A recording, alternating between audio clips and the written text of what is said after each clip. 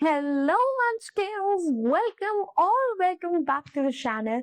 My name is Ocean and I am an English educator on the platform of An Academy.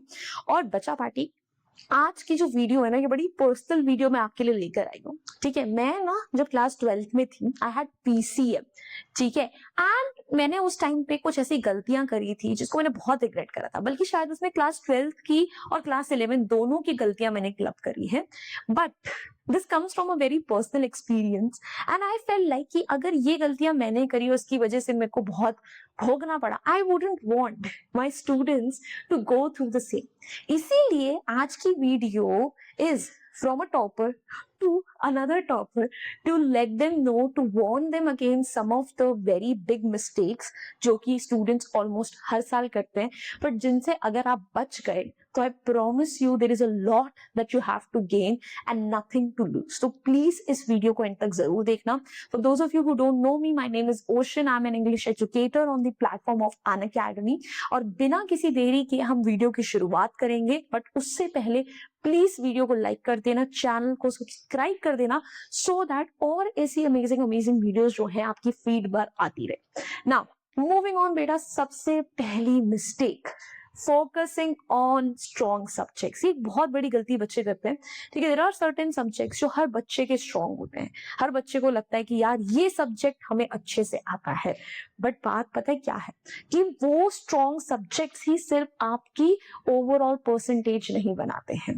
भाई overall percentage में तो बाकी वो subjects भी आते हैं जिनमें आप वीक हो, शायद जिनको एक्स्ट्रा फोकस की जरूरत है. So that happened with me in class 11 specifically. I would say not exactly class 12th, but physics was one of my weakest links. मुझे नहीं समझ में आता था और मैंने ना उस पर इतना खास ध्यान दिया. So I had one of the lowest marks back in class 11 in physics only. बल्कि फिजिक्स में फेल हो गई थी, एक टेस्ट में फेल थी, एक एग्जाम में स्किप करने की कोशिश करी थी, बट आई मेड श्योर कि मैं क्लास 12th में वो सेम मिस्टेक ना करूं.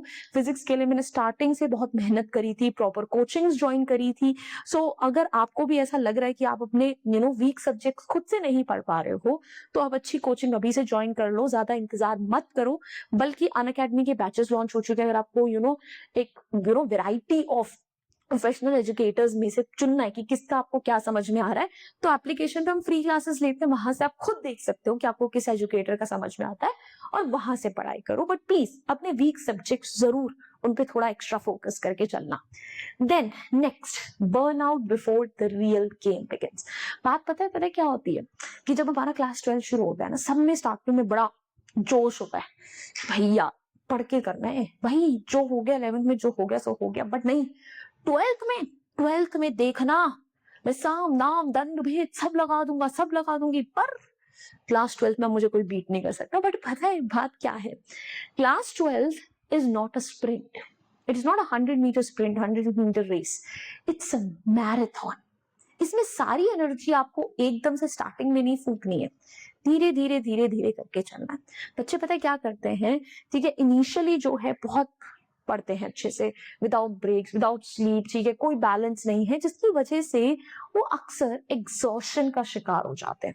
And once you are mentally exhausted, it takes you a lot of time to actually bounce back. Physical exhaustion जो है वो एक बारी को एक रात की अच्छी स्लीप लेकर खत्म हो सकता है, बट जो मेंटल बर्नआउट होता है उससे बचना थोड़ा मुश्किल होता है. तो please make sure that you have a balanced routine, जिसमें हर चीज के लिए टाइम, आपकी सोशल लाइफ के लिए भी है, आपकी पढ़ाई के लिए भी है, आप सो भी रहे हो, एवरीथिंग नीड्स बैलेंस, ताकि आप क्रैश ना कर जाओ.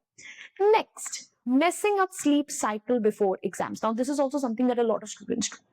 ये चीज मैं भी करती थी, ठीक है, पर मैं उन बच्चों में से नहीं थी जो लेट नाइट उठकर पढ़ती थी, सुबह सुबह पढ़ती थी. आई थिंक मैंने किसी शॉर्ट में शेयर भी करा था कि मैंने अपना रूटीन कुछ ऐसा बना लिया था कि सुबह 3:30 बजे उठती थी. आई कांट बिलीव मैं ये करती थी. आज की डेट में कोई मुझे बोले ना this is the kind of routine that you have to follow, मुझे रोना आ जाएगा. But yes, back then I used to do it because I had so many coachings, ठीक है, वो भी अलग अलग जगह, और मैं भाई हर जगह पैदल जा रही हूँ, सब कुछ कर रही हूँ. उस लैक ऑफ टाइम में मेरे पास सेल्फ स्टडी का टाइम नहीं होता था. बट मुझे उस लैक ऑफ स्लीप थी ना, उसकी वजह से बहुत प्रॉब्लम आती है. मुझे स्कूल में नींद आती थी, मैं कॉन्सेंट्रेट नहीं कर पाती. So this is something you should know, अगर आप लेट नाइट स्टडिंग कर रहे हो, उसके बाद मेक श्योर नहीं कर रहे हो कि आप एटलीस्ट 6 आवर्स की स्लीप लो, तो भाई you are going to a combination of low concentration and silly mistakes in exams, क्योंकि आप ध्यान नहीं दे पाओगे एग्जाम्स में। तो स्पेशली एग्जाम से पहले ये चीज नहीं करनी है, ये नहीं सोचना है कि भाई ठीक है अगर मेरा कल एग्जाम है आज तो मैं पूरी रात सोऊंगा ही नहीं। No, you need that at least 5 to 6 hours of sleep to be able to function properly during your exam so that you can use your brain to the maximum capacity.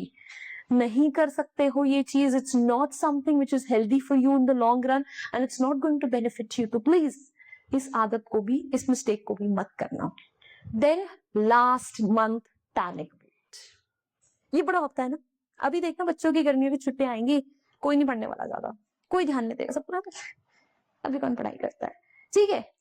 सब लोग कब पढ़ना शुरू करते हैं? नवंबर में, दिसंबर में, जब समय बचता नहीं है। एक बार अपनी क्लास 10 के बोर्ड याद करो, यही हुआ था ना, यही हुआ था ना, मेरे साथ भी हुआ था मेरे साथ भी हुआ था। एक तो मैंने क्या करा, स्टार्टिंग में तो बहुत जोशों से बहुत अच्छे से पढ़ना शुरू करा, उसकी वजह से बीच में ध्यान दिया नहीं, सिलेबस में बैकलॉग्स आ गए, सब कुछ हो गए। 1 महीना जब बचा है तब उसके बाद दिमाग के सारे द्वार खुल रहे हैं, अब पढ़ाई करनी है यार, अब तो कुछ हो ही नहीं सकता है। So please don't do this mistake. भाई वो लास्ट मंथ का पैनिक मोड जो होता है, it's very very scary. I don't want to relive that moment ever, but please हर चीज अपने फाइनल मंथ के लिए मत छोड़ो। स्टार्टिंग से ही ठीक है डिवाइड करके चलो अपने गोल्स को, कि ठीक है कितनी चीजें तुम्हें कब तक पूरी करनी है, कब तक का तुम्हारा गोल है। आइडियली मेरी तरफ से पता है गोल क्या होना चाहिए, कि अक्टूबर तक 70 to 80% सिलेबस आपका पर्सनली डन होना चाहिए। मैं स्कूल की बात नहीं कर रही हूँ, मैं कोचिंग की बात नहीं कर रही हूँ, मैं पर्सनल स्टडी की बात कर रही हूँ। एंड उसमें सबसे बड़ा मेजर रोल जो है ना, अभी आपके जून का मंथ करेगा। आई अंडरस्टैंड बहुत सारे बच्चों की एक्स्ट्रा क्लासेस होंगी, बट वो एक्स्ट्रा क्लासेस भी पूरा स्कूल वाले टाइम पे नहीं चलती हैं, ठीक है। स्कूल की छुट्टी लेट हो जाती है, स्कूल लेट स्टार्ट होता है, there is something like that, I know that, ठीक है। तो you still have extra time on your hands to be able to study a little more. तो उस टाइम पर आप ज्यादा प्रेशर के बिना अच्छे से पढ़ सकते हो। एक बार आपके ये समर वेकेशन खत्म हुए, you won't have time on your hands at all. लिख कर ले लो, समर वेकेशन खत्म होंगे, मिड टर्म स्टार्ट हो जाएंगे, मिड टर्म्स खत्म होंगे, फर्स्ट प्री बोर्ड स्टार्ट हो जाएगा, फर्स्ट प्री बोर्ड खत्म होगा, तुम्हें पता नहीं चलेगा दिसंबर आ जाएगा, उसके बाद भी सेकंड प्री बोर्ड बचा होगा, फिर उसके बाद तुम्हारे प्रैक्टिकल्स एंड तुम्हारे बोर्ड सर पे। यू रियली वोंट रियलाइज कि भाई टाइम कहाँ का कहाँ चला गया। तो प्लीज लास्ट मंथ के लिए कुछ नहीं छोड़ना है। Then not practicing writing answers. This is one of the biggest, mistake that a lot of students do, and I did it as well. मेरे इंग्लिश में सबसे कम मार्क्स आए थे, 80 है। पता है क्यों? क्योंकि सिर्फ पढ़ लेती थी, लगता था पढ़ लिया ना सब कुछ आ गया, नहीं लिखे ढंग से आंसर्स, नहीं आए अच्छे नंबर। आज अंग्रेजी की ही टीचर बनके वही टिप बच्चों को देती हूँ।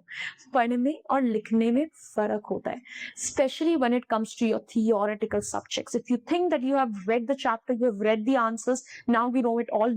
No, you don't. This is one of the biggest questions that I get asked. Ma'am, how to write answers? The answer is in the question itself. Write answers. Practice writing answers. जो तुम्हें NCERT से back question exercises से homework मिलता है, right answers. जो तुम अपने sample paper solve करते हो, राइट आंसर्स। प्रीवाइक्यूज करते हो, write answers. And then check करो कि तुम्हारे आंसर में क्या कमी है, where are you lacking. Is it vocabulary, is it sentence structure, is it keywords, what is it? But write answers, ये चीज बहुत ज्यादा इंपॉर्टेंट है थियोरेटिकल सब्जेक्ट्स में। स्पेशली फिजिक्स में इक्वेशंस है, केमिस्ट्री में भी इक्वेशंस है, न्यूमेरिकल्स है, इन सब में काम बन जाता है। बायोलॉजी में भी कीवर्ड्स है बहुत सारे। बट अगर आप ह्यूमैनिटीज के स्टूडेंट हो, ठीक है, हार्ट से आपके पास हिस्ट्री है, ज्योग्राफी है, आपके पास इंग्लिश है, जो कि डेफिनेटली है, ठीक है, स्पेशली फॉर दो स्टूडेंट्स जिनकी इंग्लिश वीक है, प्लीज राइट आंसर। एंड या दैट्स ऑल। यही थी वो सारी की सारी मिस्टेक्स जो आपकी ओशन मैम ने पर्सनली करी थी। बट वही एक पर्सनल रिक्वेस्ट है कि अब आप ये गलतियां मत करना। उसके अलावा एक और गलती मत करना कि ओशन मैम को अगर आपने अभी तक अनअकैडमी पे फॉलो करना शुरू नहीं करा है, प्लीज फॉलो मी, बिकॉज जिस तरीके से हम फ्री क्लासेस आपके लिए यूट्यूब पे लेते हैं, उसी तरीके से एप्लीकेशन पर भी लेते हैं, वहां पे नोट्स भी लेते हैं। So go do it right away. And video अच्छी लगी, hit the like button, share it with your friends. Do not forget to subscribe to our channel. I'll see you next time. Until then, bye bye. Hasta la vista. फिर मिलेंगे, बैठे बैठे। Bye guys.